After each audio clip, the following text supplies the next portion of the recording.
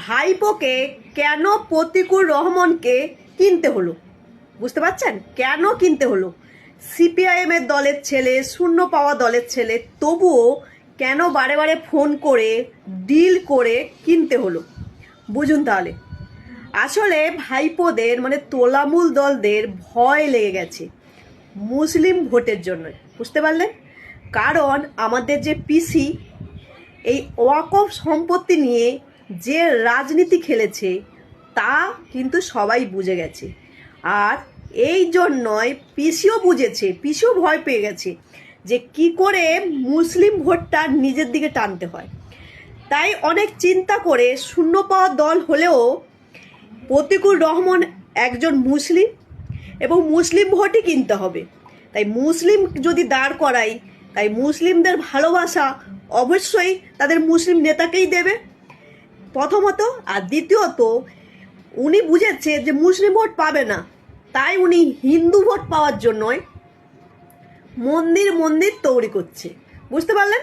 কারণ হিন্দুদের ভোট পেতে পাওয়ার জন্যই জগন্নাথ মন্দির বানাচ্ছে, দুর্গাঙ্গন বানাচ্ছে, একের পর এক মন্দির বানাচ্ছে। কিন্তু বলি কি শোনো পিসি, এতদিন বিজেপিকে ভয় দেখিয়ে মুসলিম ভোট নিয়েছো। সবাই ভেবেছিল যে মুসলিমদের চিন্তা ভাবনা বলছি যে বিজেপি এলে ওনাদের ক্ষতি হয়ে যাবে, সেটাকেই পিসি একটা অস্ত্র বানিয়ে নেয়। সব সময় বিজেপি এলে চলে আসবে, তাই তাকে ভোট দিতে হবে, এই ভয় দেখিয়েছিল। কিন্তু কতদিন চলবে? দুর্নীতি করতে করতে দেওয়ালে তো পিঠ হয়ে গেছে, সবাই বুঝেছে।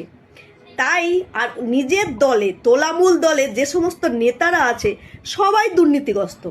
তাই বিশ্বাস এবং বিশ্বাসযোগ্যতা ফেরানোর জন্য একজন সৎ লোকের দরকার। যতদিন অবধি সিপিআইএম দলে ছিল ততদিন তো আপাতত দুর্নীতি কিছু করেনি, কারণ তারা তো যেতেও নি, তারা লড়াই করেছে। এবং যে বিষয়গুলো নিয়ে লড়াই করে সিপিআইএম, খাদ্য, বস্ত্র, বাসস্থান, এই সমস্ত যে মানুষের প্রয়োজন নিয়ে, রুটি রোজগারের নিয়ে, গরিব মানুষকে নিয়ে, অধিকার নিয়ে, তো সেই জায়গাতে দাঁড়িয়ে দুর্নীতি তো কিছু নেই। তাই দুর্নীতিমুক্ত একজন নেতা পাওয়ার জন্যই শূন্য দল হলেও টাকা দিয়ে কিনে ডিল করলো। বুঝতে পারলেন? শুধুমাত্র মুসলিম ভোট পাওয়ার জন্য। তবে বিদ্রোহ বলে রাখি, সবাই কিন্তু দেখলো প্রতিকুর সিপিআইএম দলের সাথে গদ্দারি করে সেই তোলামূল দলে গেল, যেই দলকে সে সকাল সন্ধে মানে জাস্ট বালতি জল দিয়ে ধুতো, চুরি, দুর্নীতি, ধর্ষণ দিয়ে যা ইচ্ছা মানে যা যা করেছে সেই নিয়ে বক্তৃতা দিত। আর তাই মানুষ ভালোবেসে কিন্তু ওকে ভোটটা দিত এবং মানুষ আশাও জেগেছিল। সে যখন সেই দুর্নীতি জায়গাতে ঢুকে পড়েছে, যাদেরকে স্বপ্ন দেখিয়েছে, কি ভেবেছে তারা ভোট দেবে? দেবে না। বুঝতে পারছেন কি বললাম?